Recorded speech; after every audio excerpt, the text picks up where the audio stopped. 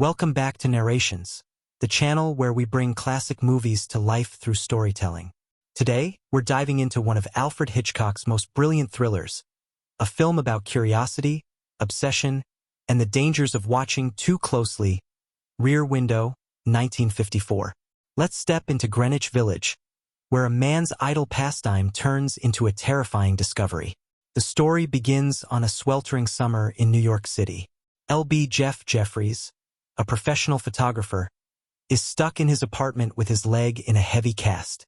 Restless and frustrated, Jeff spends his days confined to a wheelchair, staring out of the rear window of his second-story apartment. Across the courtyard, a dozen windows offer him tiny glimpses into the lives of his neighbors. With nothing else to occupy his time, Jeff becomes a self-appointed spectator of the building's residents. There's the newlywed couple who keeps their blinds shut tight, the lonely woman nicknamed Miss Lonely Hearts, a dancer Jeff calls Miss Torso, who practices her routines daily, a struggling songwriter at his piano, and several others. To Jeff, these small windows become television screens, each telling fragments of human stories. But one set of windows catches his attention more than the rest, those belonging to Lars Thorwald, a weary traveling salesman who lives with his sick, bedridden wife. Jeff notices their strained interactions. Thorwald's wife nags him constantly, while Thorwald seems short-tempered and resentful. Jeff isn't entirely alone in his confinement.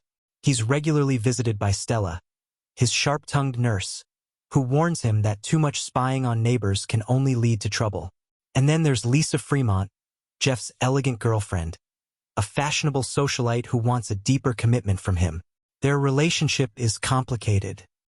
Jeff doubts whether Lisa, with her glamorous lifestyle, could ever adapt to the rough, adventurous world of a traveling photographer.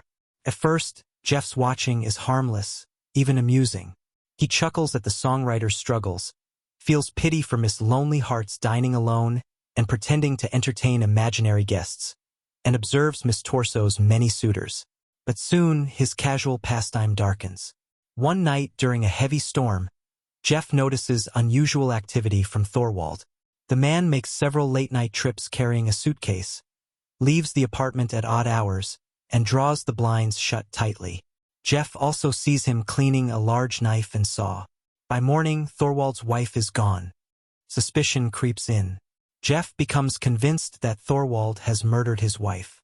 Stella dismisses it as imagination at first, but Jeff insists something is wrong.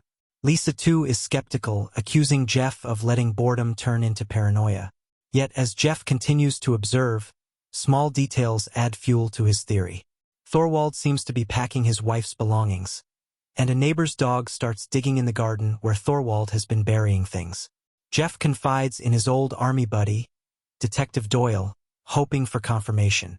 Doyle checks into the situation and reports back that Mrs. Thorwald was indeed seen boarding a train, alive. He advises Jeff to stop spinning wild theories. But Jeff's instincts don't quiet down. He's too convinced by the inconsistencies. Why would Mrs. Thorwald leave without her wedding ring, her handbag, or her jewelry? As the days drag on, Jeff, Lisa, and Stella are pulled deeper into the mystery. Lisa, once skeptical, begins to share Jeff's unease. In a daring move, she volunteers to enter Thorwald's apartment herself to search for clues. Jeff, helpless with his broken leg, watches in panic from across the courtyard as Lisa sneaks inside. What follows is a nerve-wracking sequence. Lisa manages to find evidence, but Thorwald returns earlier than expected. From his window, Jeff watches in horror as Thorwald confronts Lisa, cornering her. Powerless to intervene, Jeff calls the police. Lisa is arrested for breaking and entering, but not before she signals to Jeff. She has found Mrs. Thorwald's wedding ring hidden in the apartment. It's the proof Jeff needed. Now Thorwald knows someone is watching him. Later that night, the salesman turns his attention toward Jeff's apartment. Alone and vulnerable, Jeff realizes he's become the prey. Thorwald slowly approaches in the darkness, his shadow looming larger as he crosses the courtyard. Jeff frantically tries to defend himself, using his flashbulbs as makeshift weapons. Each burst of light blinds Thorwald momentarily, but he keeps advancing. Just as Thorwald attacks, the police arrive and rescue Jeff. Thorwald is arrested, and the truth comes out. He did indeed murder his wife, dismembering her body and attempting to cover it up. The neighbors Jeff had been watching are drawn into the drama too, gathering in the courtyard as Thorwald is taken away. In the end, Jeff is vindicated, but at a cost. The ordeal leaves him with not one, but two broken legs after his struggle with Thorwald.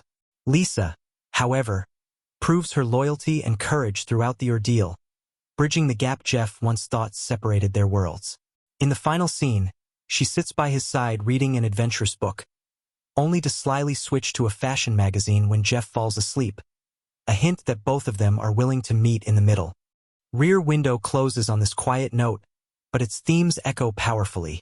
The fine line between curiosity and invasion of privacy, the dangers of obsession, and the unsettling truth that sometimes evil hides in plain sight. Hitchcock turns a single apartment and a courtyard into a world of suspense, reminding audiences that sometimes the scariest things are the ones we witness with our own eyes. That was Rear Window, 1954. Alfred Hitchcock's gripping thriller that keeps you on edge without ever leaving one room. If you enjoyed this narration, definitely check out the full movie. It's a masterclass in tension and storytelling. Share this video with friends who love classic thrillers, and don't forget to like, subscribe, and hit the bell so you don't miss the next narration. Thanks for watching Narrations.